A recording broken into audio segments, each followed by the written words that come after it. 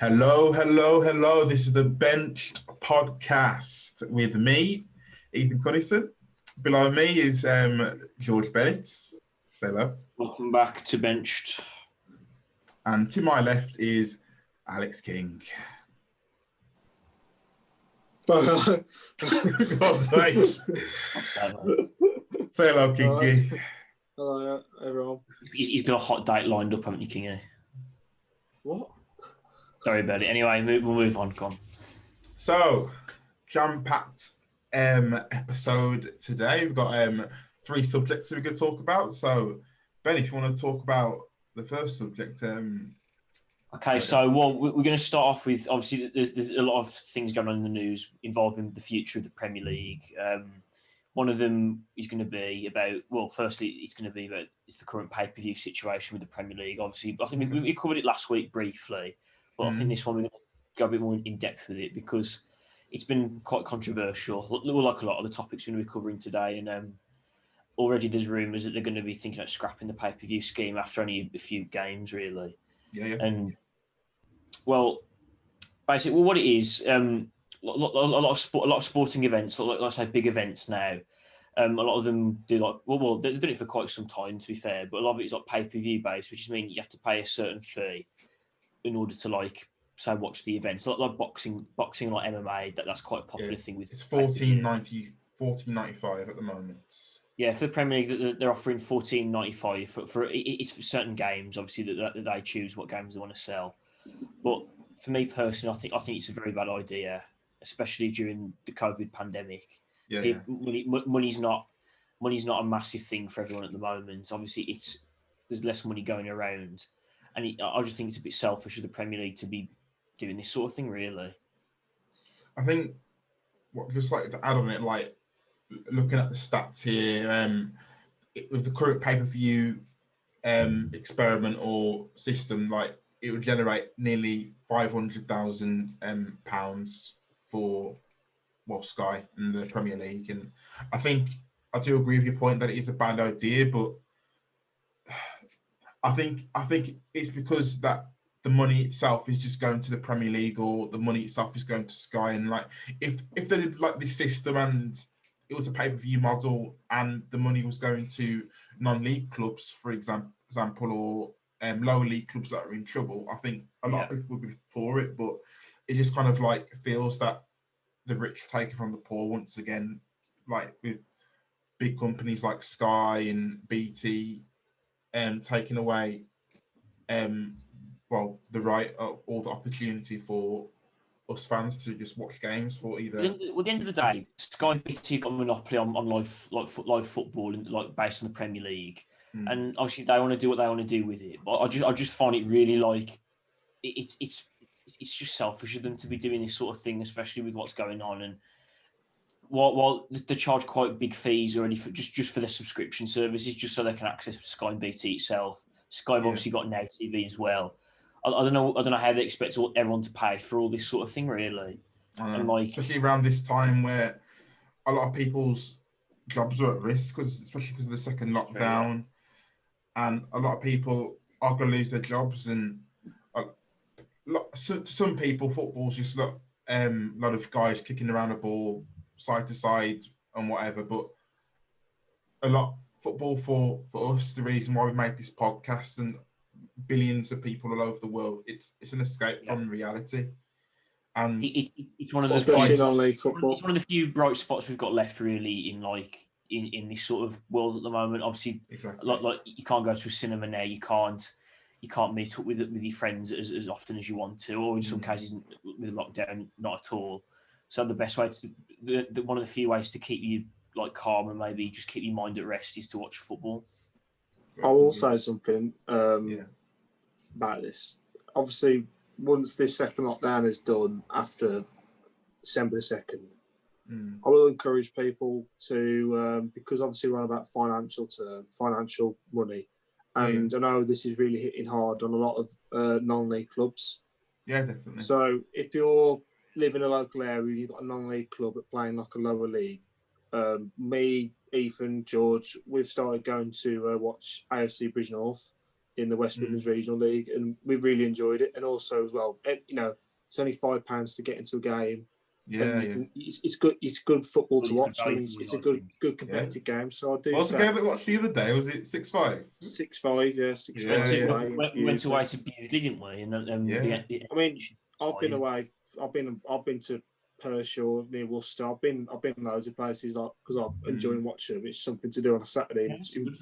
It's important to give non-league clubs money because they're struggling at the moment, obviously with not as many fans coming in and all the restrictions. So it's important. And what I will say is, I advise, if you've got time on a Saturday, go and watch a non-league team, if you're your local team, because you'll enjoy it, and also you're giving back to them, and they're able to keep going, and people can watch football. So it is something I do advise to do. It's like, if you think about it, with that $14.95 that you'd be potentially paying like to the Premier League or Sky, for example, that's like spend that on that's 3 games. That's 3 games of non-league football. Saturday, Either that, or obviously, like a lot of teams now, a lot of people, like fans, they're not paying for the pay-per-view. They're not paying for, say, food banks as well because of what's happening with kids going hungry during the most recent half-term break. And it's for me personally, do one of those two things. If you're going to spend your $14.95, do it on something that'll help people, not just to pay Sky and BT the monthly fees. Yeah, because the thing is, they've got loads of money, they don't need it, and it's what they've done to say to people watch their own games is an absolute joke. Really, what they should do is what they did at the start of the season is put more games on Sky, like they did.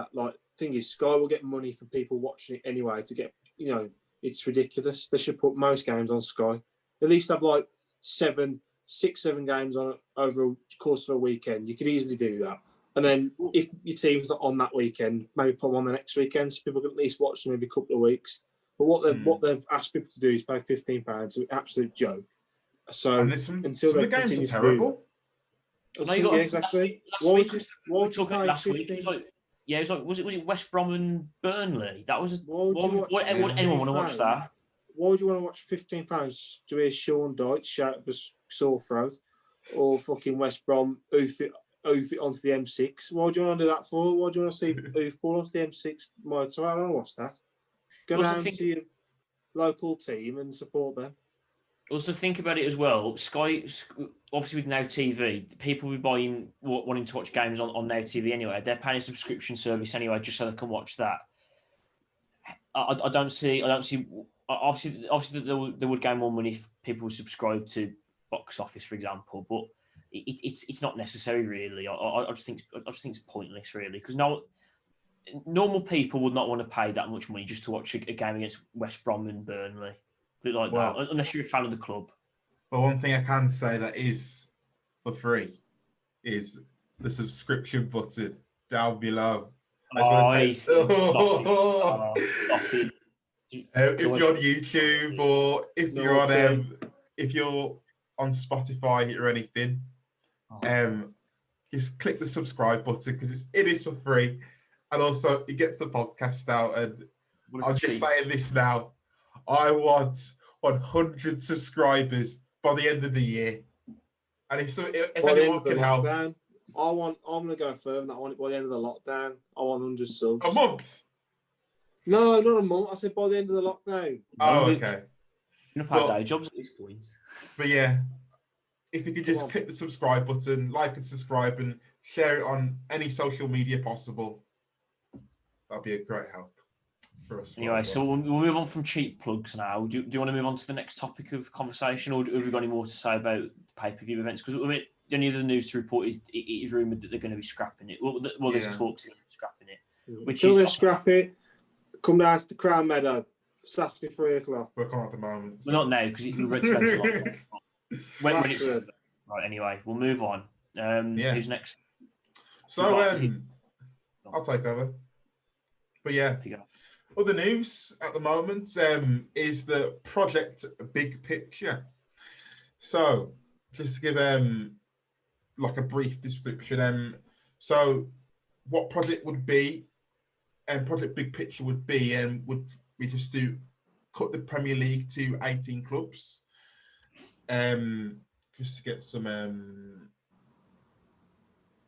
Yeah, so the EFL Cup and the Community Shield will be scrapped.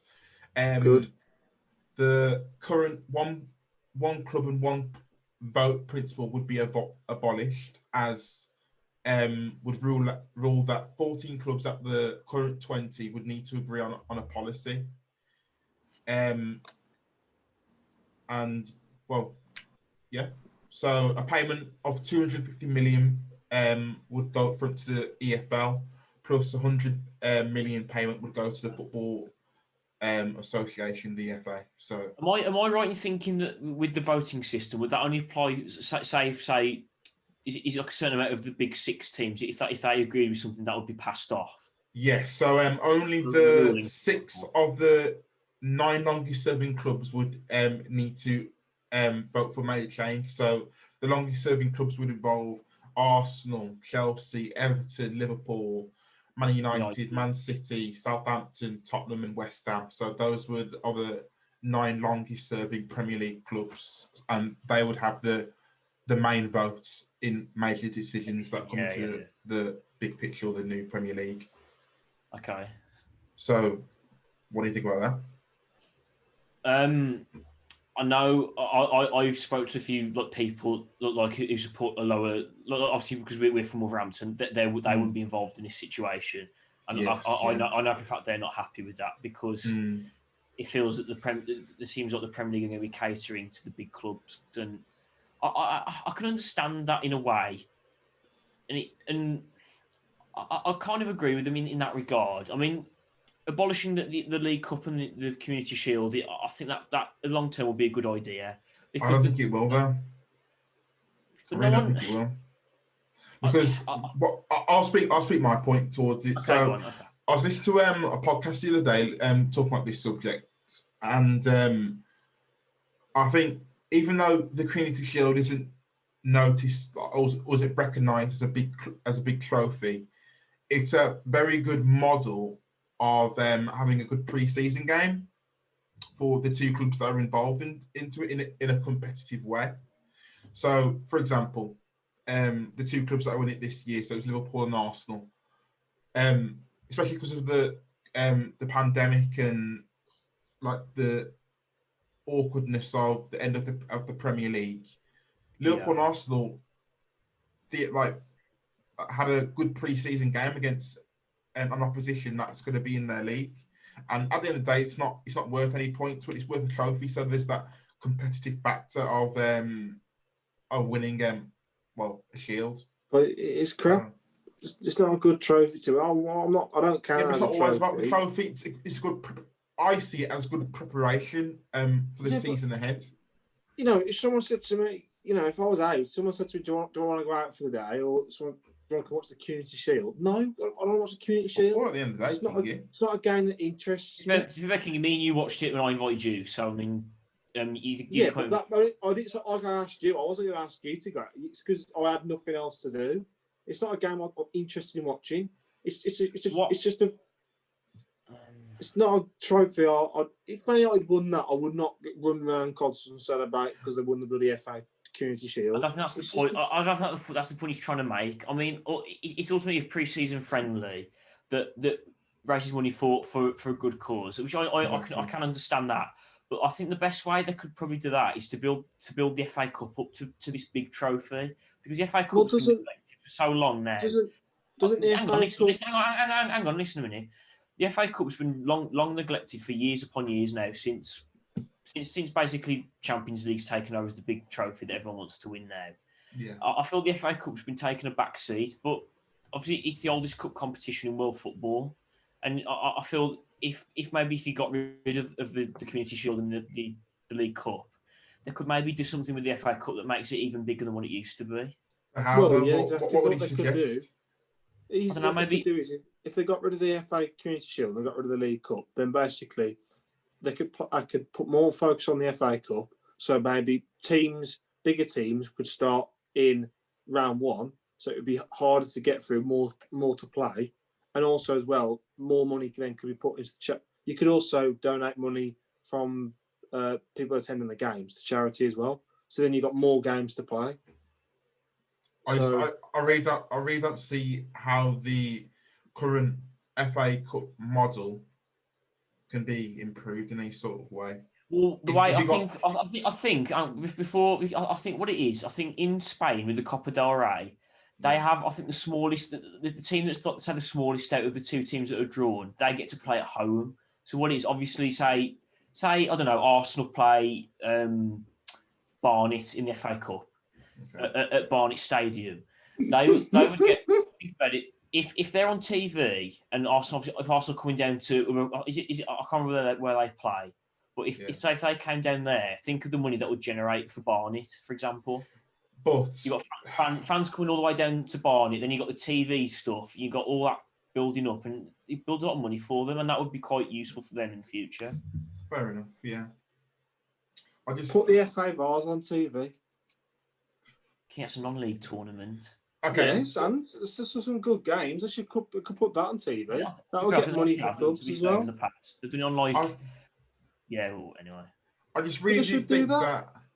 Well, King, that's a completely different subject, and maybe a subject we can talk about in a different podcast episode. But like, with the FA Cup, it's what I love about the FA Cup is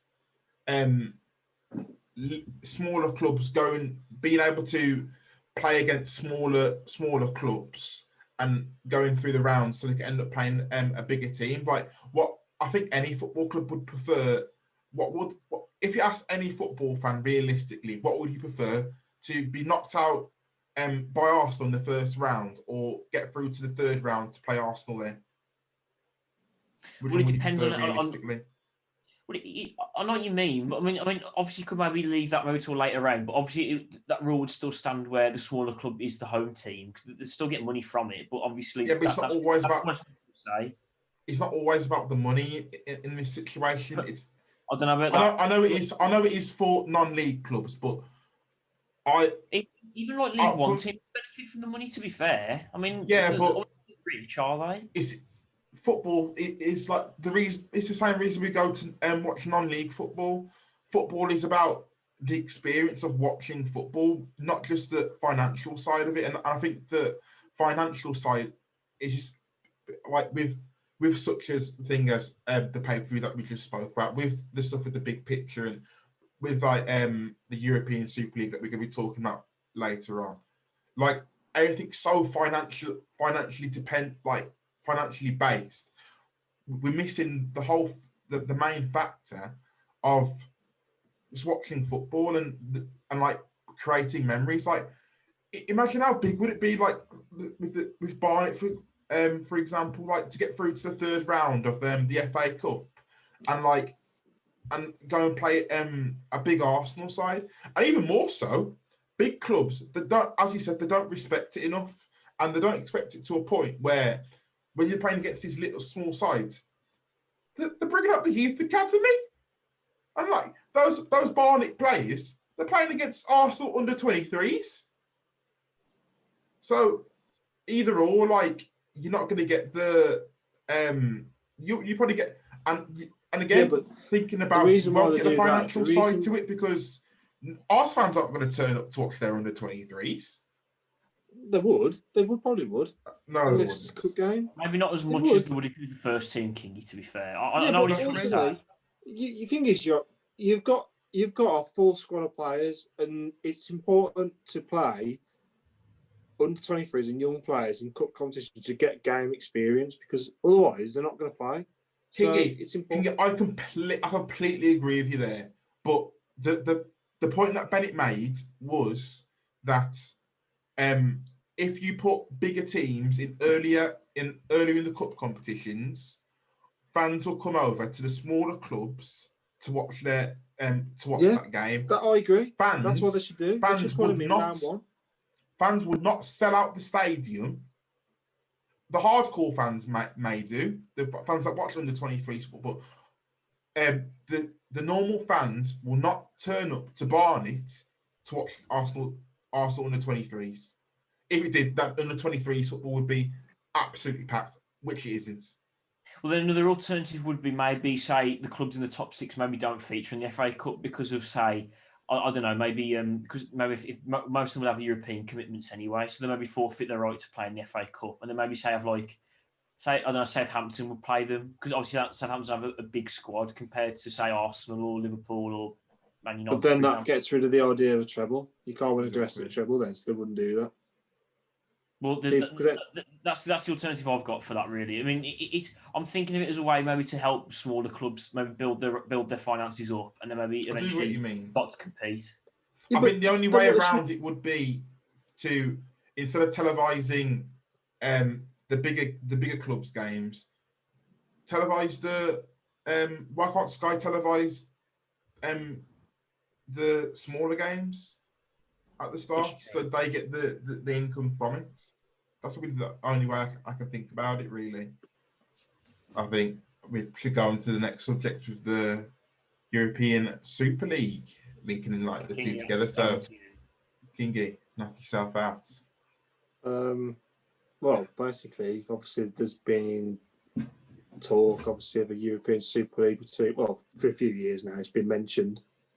It's been mentioned, obviously, we're at the big clubs in the big leagues, so like the Barcelona's, Real Madrid's, your Bayern Munich's, your Dortmund's, Liverpool, Man United, all the big clubs in big leagues going into one big league and competing. I'm not a big fan of it because I think the Champions League is as good as it is anyway, and it's also just at the moment it's not even the right thing to be doing. So it's just going to cost so much money to do, to just keep transferring, keep going back and forth, flying over abroad.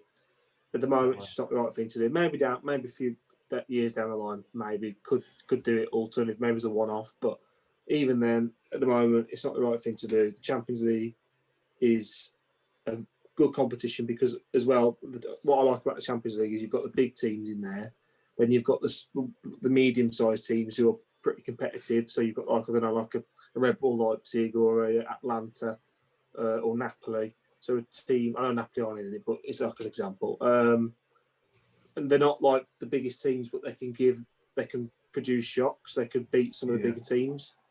And then you've got teams that are like who just come into the Champions League or in other leagues that aren't as competitive. But also, I remember last year there was Barcelona, Dortmund, Inter Milan, and Slavia Prague in the one group. And Slavia Prague didn't qualify, but they actually gave those teams a really good game. I think they drew 2 or 3 of them. They didn't win anything, but they scored a few goals and they actually competed, which is good. And also for the fans as well, for those teams, watching teams like against Dortmund and Milan, Barcelona, it's a very good, it'd be great to watch them, the big teams, play at your stadium. And although you're probably not going to get the best result, if you did get a really good result, it's a great feeling. So it's a bit like the FA Cup in a way, but just in a bigger version. Yeah, what I mean? So I've agreed. Not more of a league. Yeah, I've read up more about that sort of thing, but the whole system would be replacing the current Champions League format with like the knockout competition. But it's one of those things, and it wouldn't replace the key factor is it wouldn't actually these big clubs wouldn't come out of their respective leagues. So the likes of Man United, Liverpool, City, Chelsea, just on top of my head, in the Champions League this season, they wouldn't come out of the Premier League. That the Champions League would actually turn into a league format where in midweek games, it'd be like a league system. So each club would be able to play against each other more than once. Although they'll get to play each other. Everyone will get to play against each other at the end of the day. So I was under the impression that this Super League would end up becoming like, say, a league that Liverpool and Man United would move over. No. That's what people have been telling me. What people I've been speaking to. But I'm guessing they're wrong from if you've researched it properly. Yeah. And I mean, I'm not. I agree with King in the fact that I just prefer the way the Champions League is currently, because it allows obviously interesting groups to be made in their own league format. Then you've got, say, teams that want to develop, teams that say it was second or third seed who want to develop their own players and then maybe push for a Champions League or a Europa League spot. And then there's also the teams that might say, for example, it's more to showcase their players, maybe showcase their league to other people and see how things go on that regard. But you could argue this current, like, I'm not saying if I'm for or against, because to be honest, I am kind of on the fence. But you could argue with the new Super League format, you wouldn't get situations where, like, for example, like, because me and United fans, you wouldn't have a group of death.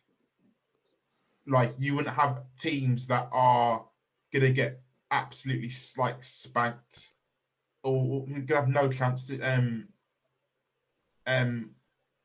get out the group, or you wouldn't have clubs that have an easier group and get an easier chance. Everyone's kind of got a fair chance to play against everyone in the end. It does make them interesting. They're having, say, a group of death in there because, I mean, ultimately, like, say, it depends what seed you're placed in, really, because obviously it depends on whether you've won the league or like your Champions League placings in the last few years. Obviously, seedings for like your country and all that as well. I just don't know why they want to change a working system that's been working for the last couple of years. I know. Obviously, right at the start of the European Cup, it was just a straight knockout tournament. Yeah. But I prefer this method of how they're doing it. Really, like just having a simple group format. Obviously, 2 teams going up to a Champions League spot. I think maybe there needs to maybe do something about the Europa League because that seems a bit easy for people just to drop into and win. So maybe you could do like a playoff format for a Europa League spot, maybe. Yeah, I think. But if you switch around the format, it's kind of just giving the rich more money, and I think that's why the likes of Liverpool and Man United out of the Premier League, respectively, are all for this because if you're playing against every team in this Super League, that's more television time for the clubs, meaning that they'll get more money. So I think that's why these big clubs are all for it at the end of the day. Yeah, I'm not. As I said before, I'm not a massive fan of it really, but it's a different opinions really about this sort of situation. I don't know what else to say about it really in that regard. What do you think, Gingy?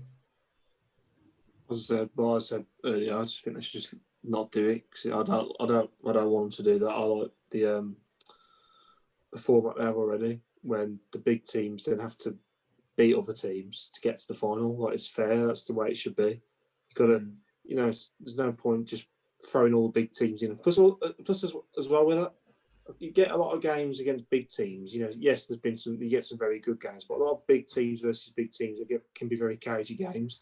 So there won't actually be like loads of goals. Whereas you've got teams that, you've got Bayern Munich versus Shakhtar Donetsk. Shakhtar are doing pretty well in the Champions League, having a good little run. If you come up against a big team, they're going to go for it. Bayern Munich are going to go for it. It can create a good scoring game. For example, you look at the other night, like Borussia Mönchengladbach, 2-2 against Real Madrid. A lot of people thought Real Madrid would win that, but it was a competitive game. And the thing is, even the teams that are small in the Champions League, they've still got some good individual players that can hurt teams. I mean, a couple of weeks back, I like it. No, you're right. I mean, obviously, a couple of weeks back, obviously Shakhtar beat Real Madrid in the Champions League. That shows that's what we want. I want the big teams in there competing because obviously some big games. Usually, you see the big games at the end, and they're competing right for the final, which is great, and it becomes more competitive then. But if you just do a group stage with big games, there's not going to be loads of goals because everyone's not going to want to concede loads of goals. There's not going to be much going forward. So I just think they should do it as it is, where you've got teams that are you got the best teams, and you've got the teams that are probably a little bit not as good, but can compete and give them a game at least, and maybe cause a surprise. So the way the Champions League at the moment is, I don't know why they changed. Don't change something that's not broke. Is the motto I've got here. It's not broken. Just let it be. people enjoy watching it. It's a good competition. I like the Champions League. I love being in it as a Man United fan. You know, full enough, I know we're doing better in the Champions League this year than we are in the league by a long way. So, you know, we might actually have a good Champions League run. I mean, to be fair, actually, if we did actually, I'd rather have, if we did have a good Champions League run, we got to, I don't know, semi-finals or something, and we didn't that well in the league, you know, yeah, it wouldn't be great, but it'd be enjoyable because it'd be good to see us compete against the big teams. And because it can throw surprises. Some teams can do poorly in leagues and do really well in the Champions League, whereas you've got teams that could be top of their league in the Premier League or whatever league, and they might not do very well in the Champions League. So that throws another good element into the Champions League that you just never know. Like some teams might be prioritising that over their own league. So I just think they should leave it as it is. And it's only the big clubs that can. It's only the big clubs that can participate in both. Well, so what it is, one thing is what you could add to it as well. It removes the spectacle of the Champions League final. Like, why would you want to lose that? As a fixture? You got all the pageantry of that. You got the pre-match build-up. You've got all that sort of stuff, and you'd be removed by just having that league format. And maybe we could do a format where the top two teams play in a final game, for example. Maybe we could do that. I just don't think they should do anything. I just think they should leave it as it is and carry on with how it is. Don't even change it. It doesn't need to be changed. No, to be honest, like think about both of your points. I think it'd be a massive shame to get rid of the Champions League for what it is today, and just for the fact for clubs to get more money, and you just play against every club in that's in the Champions League. It's like, what's the point? And also, you'd have the factor of players get absolutely knackered because they're playing against all these other teams. So the only thing that I could maybe add in, I don't know if it would be brilliant, not changing it, is they could do a third place playoff in the Champions League possibly. If I don't know, maybe. And then one thing I'd like to see is to do with the UEFA Super Cup. Usually it's just a one-game knockout, but maybe you could have the winners of both leagues. So you win of the Europa League, win of the Champions League, and then the runners-up of the Europa League, runners-up of the Champions League. So you got 4 teams then, so you could do 2 games to make it a little bit longer. That's like the Super Cup in Spain, I think. Yeah. They're just something similar there. Look, the runner-up of the Copa del Rey, the winners of that, and the winners of the league, and the runners up the league. Yeah, so I know what you mean. Yeah, that'll be interesting. But that's my view on it. And if they did add those little things I just said, that would be cool. I think that'd be interesting. More games, and probably be interesting games as well. But yeah, all that, just leave it as it is. Yeah.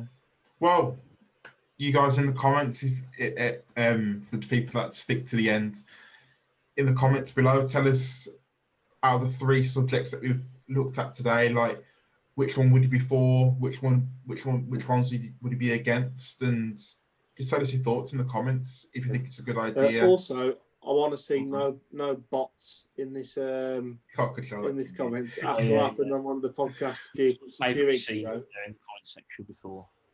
That was a very wasn't what we were hoping for. So none of that, please. Ethan, sort it out, son. Fair enough. No, yeah. But yeah, comment on what you think. Yeah. As I said before, hit that subscribe button. 100 subs by the end of the year. Before we finish, Ethan, that was a really dirty plug that you did earlier on. That was actually disgusting. I cringed Thank at you. that. That was horrible. I can't believe you put that in. But yeah. Oh dear. That doesn't matter. But yeah, it's a goodbye from me. Ready to go on? Say goodbyes. From me. Happy birthday to me tomorrow. Well, by the time the podcast's out, it'll be my birthday. Well, I'll be 22. I'll be an old man. Yes, happy birthday to Bennett in the comments. Whoever's watching. I'm getting you on. Piggy, go on. Say goodbyes. Goodbye, everyone. Make sure you wish George happy birthday. Yeah, and everyone, and subscribe. Stay safe as well. And like. Yeah, all that stuff. And we'll see you next time. Goodbye. Ta-ra. See you guys. Good evening, everybody. A pleasure and a privilege, as always, to be at Anfield, where we are hoping for another miracle like Istanbul. Shaqiri in his own half, holds it square towards Matip.